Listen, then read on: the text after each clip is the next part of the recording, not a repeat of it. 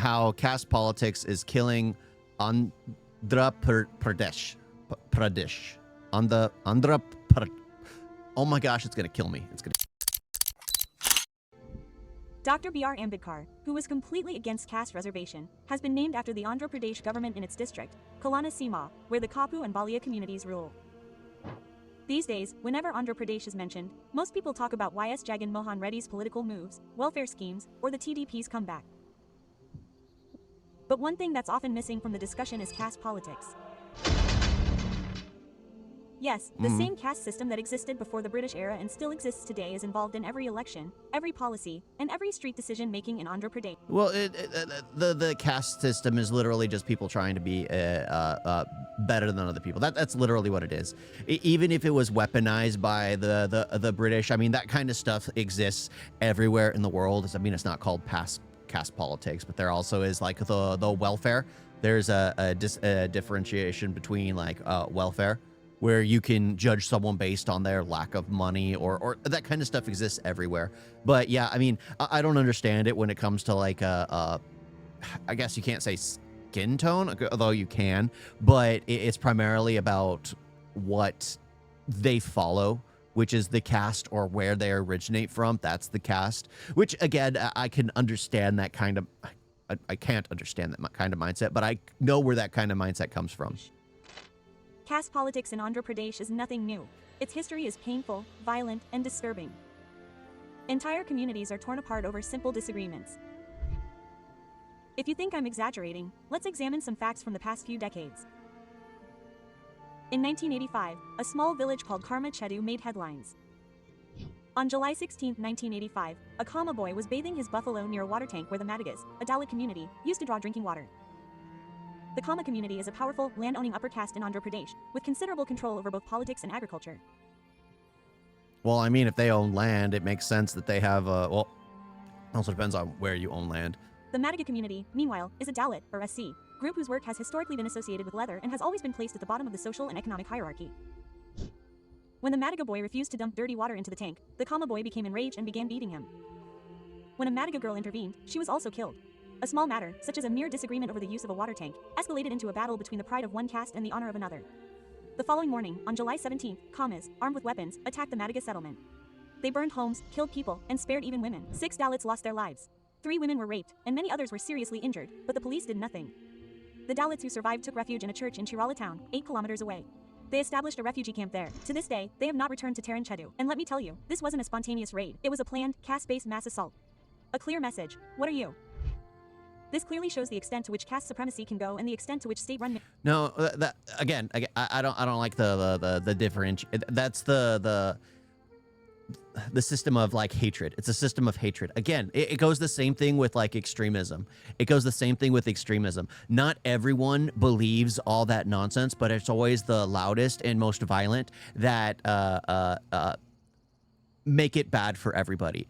Because is there a difference between caste? I have no clue. I have no freaking clue. But I have no problem if there are people from different castes who make friends with each other and joke about each other from being from different castes. That is completely different than picking up arms and hating someone just because they're from that. It's the same thing with like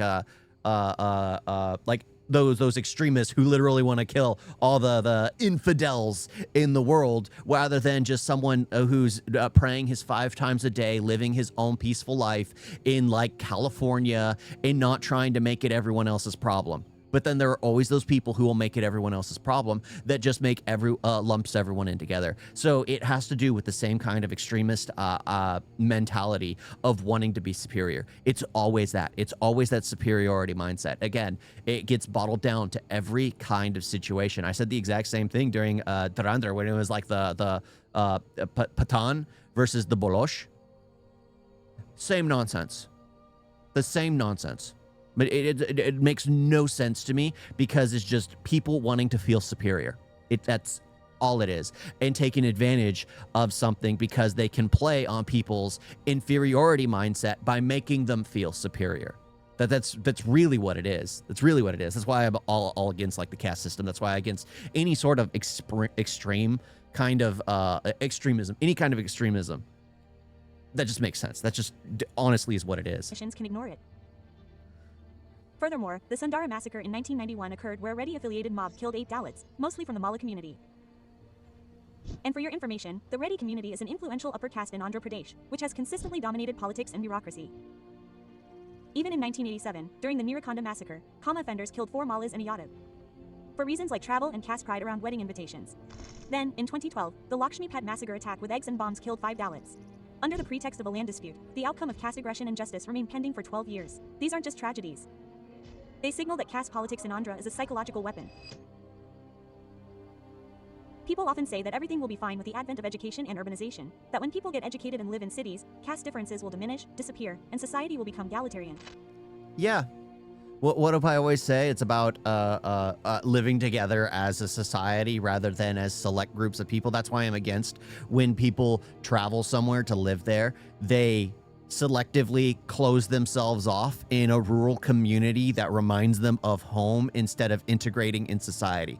That is a bad mentality to have. Like, I am against like when Indians travel to the US, I'm against them all living on one street, all living in one town. All like, no, you integrate and you become a part of society. Sure, you can still have festivals, you can still do all of that, you can get permission from the cities and like just what you need to do, but I'm against everyone just going into groups, because then you're isolating yourself from everyone else, and then everyone on the outside doesn't feel like they can go there because they've isolated themselves from everyone else. That's why I'm all about integration and just like when I'm living in India, again, I am gonna be living in India.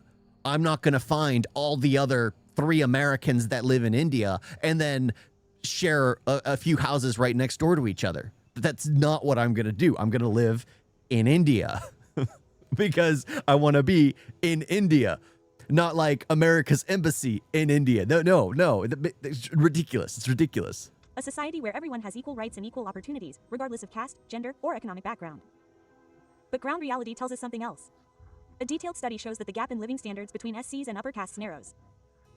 This means that when Dalit communities become more educated, they take jobs. Caste-based violence against them begins to increase. Because when lower castes are empowered and demand their rights, upper castes begin to perceive them as a challenge or a threat.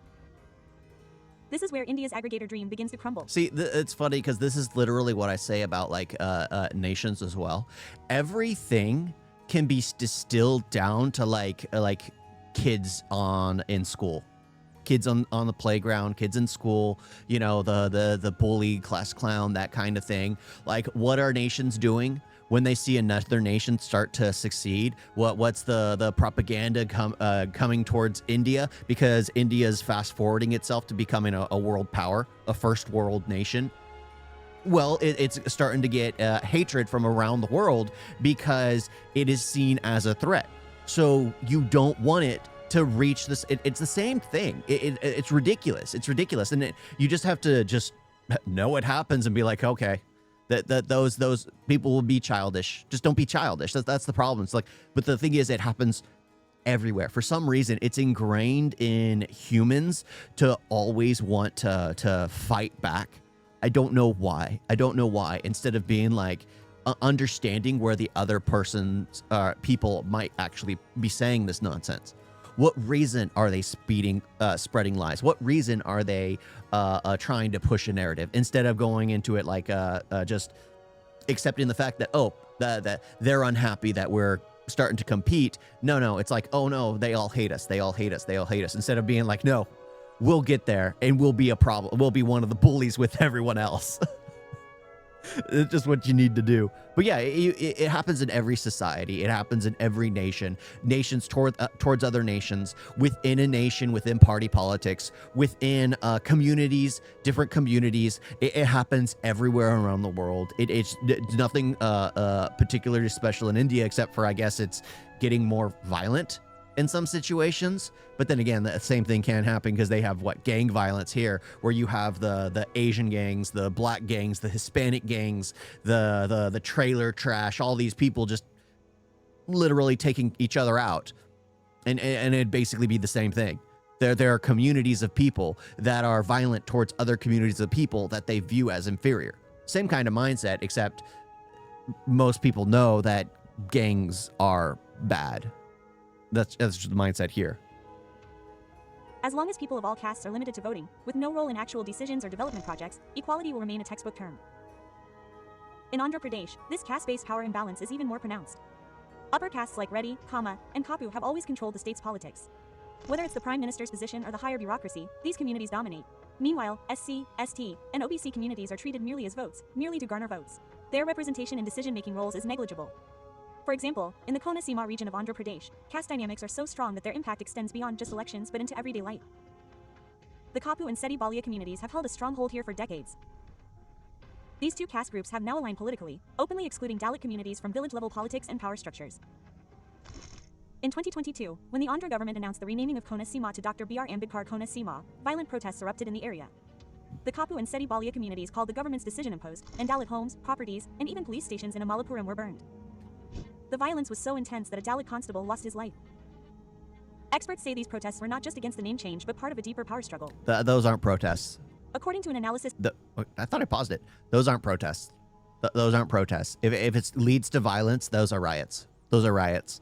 There's a difference. I find it weird how protests has now been getting disconstrued, and everyone, again, people use words that that shouldn't be used for situations. Just like they'll use the word propaganda when something is historical fiction, because they can't differentiate. She's saying protests when the real word is riots. That was a riot. Again, just like what happened in Nepal, it was a protest that started, which turned into a riot, which led to the death of 4 kids. Which led to the death of 4 kids. That's the thing. It should never escalate to a riot. There's a difference between a protest and a riot. And words have meaning, but a lot of people don't emphasize the meaning behind words. They just choose to use the word that's most extreme for a situation. That's the thing where language, as I'm talking about language now, where language has become more of a problem because everyone wants to get the most extreme impact possible.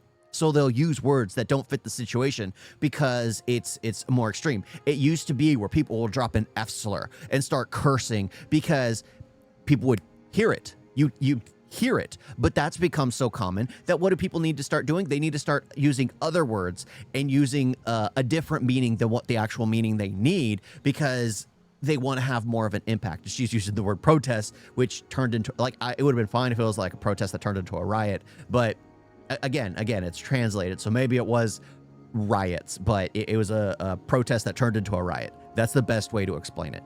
Like, that's you still have the fiery but mostly peaceful during the Black Lives Matter movement, where they were burning cities to the ground, and it was fiery but mostly peaceful. No, that's turned into a riot.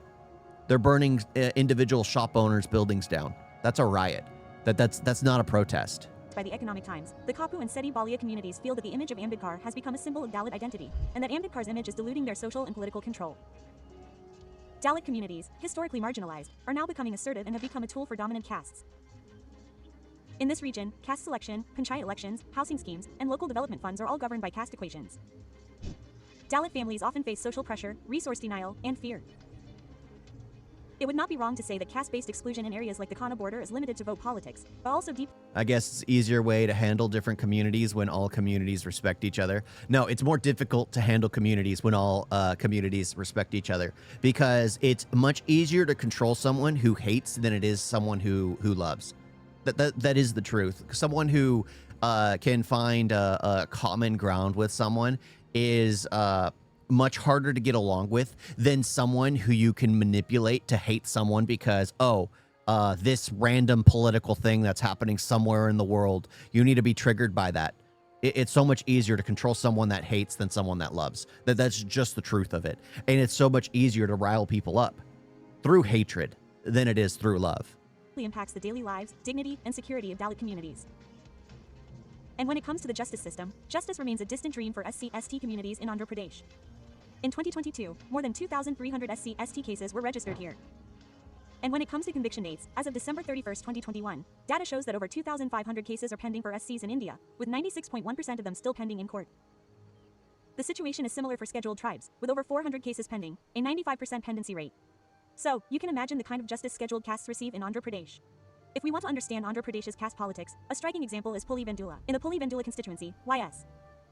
Jagan Mohan Reddy secured his third victory in 2004. This is a hat-trick victory that demonstrates his personal and political strength. While Jagan won a single seat in Pulivendula, his party, the YSRCP, suffered a major loss across the state. The statewide NDA alliance swept the YSRCP from power with a sweeping majority, while Jagan Mohan Reddy only managed to retain his family seats. This contrast demonstrates that winning a caste stronghold constituency and losing state-level political support can simultaneously occur. However, political analysts further argue that his core support was from the Dalit community. Jagan's caste influence was not merely a social identity, but also his power base. Even during his penal visit, Dalit protests erupted. Public anger, police brutality against a Dalit youth, and the CM's party became increasingly accused by caste.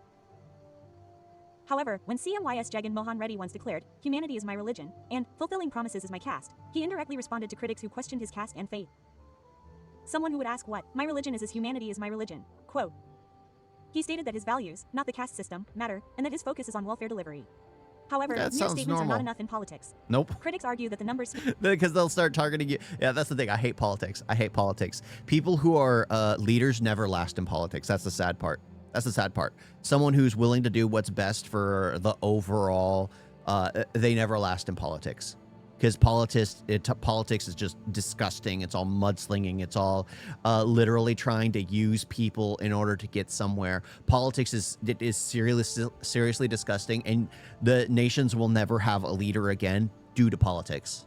Nations will never have a leader again due to politics. That's the big downside. That's the big downside, because politics is just, that is a curse word. That is a downright curse word. Volumes. Under Jagan's rule, members of the Reddy community were given disproportionately high cabinet positions. His community comprised more than 5 ministers out of the 25 cabinet members, while the Kama community received only 1 seat. This imbalance, particularly in caste-based representation, his critics say is evidence of a caste bias. Caste politics, then, isn't limited to violence. It permeates the political bloodstream of Andhra Pradesh. Violence, fund misallocation, political exclusion, and voter apathy are all part of a caste-centric framework.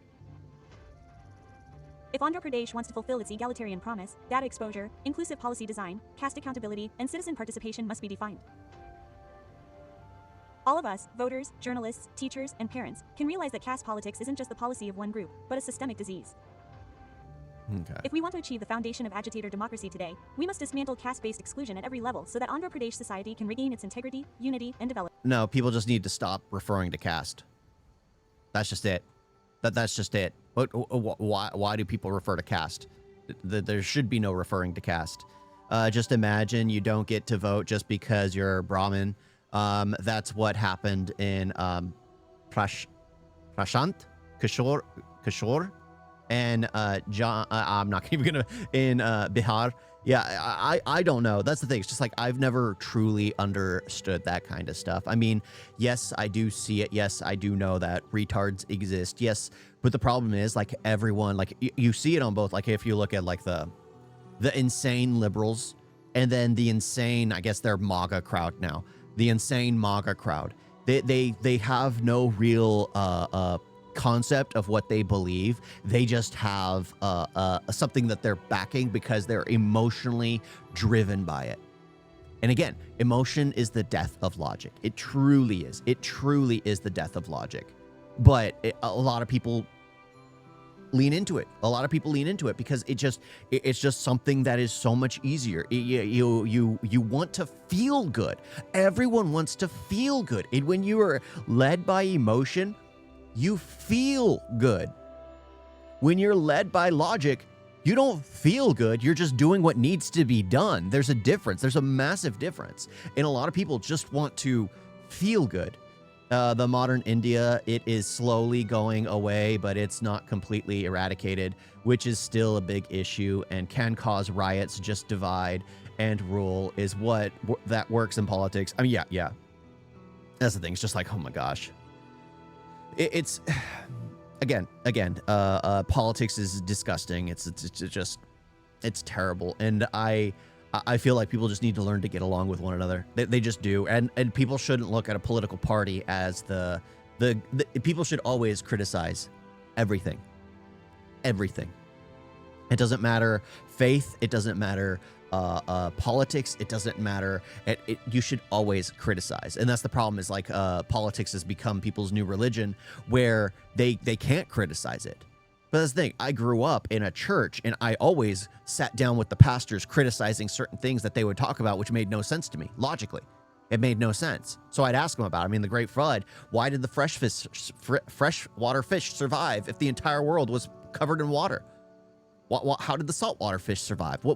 How does that happen? It's like so many little things like that, which the incongruities through like the narratives, and it's just like you always ask those, you always push it. You don't go like, okay, yeah, world flooded. Apparently, every single fish in the world is a salmon. They're both fresh and salt. I mean, there's a difference. There's a difference. But yeah. I mean, you always need to question. You always need to think critically and know who you are. Because even if you agree with a party, if they are going to do one thing that you disagree with, be honest about it. Don't be like, oh, but I like this party.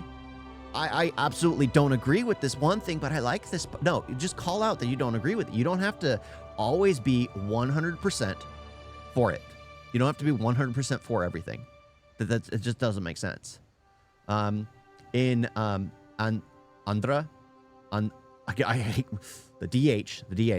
I used to say Andhra, but Andhra, upper caste Christians discriminate lower caste Christians. Yeah, because it has nothing to do with religion. It has nothing to do with religion. It's all done with emotion. It's all about being superior. That's the thing. That's the thing. Because if they were truly, again, I worked at a church, and you could literally tell the people that literally weren't true believers. You could literally tell, because they literally did not follow. They did not practice what they preached. They did not practice what they preached or listened being preached about. You guys got a video?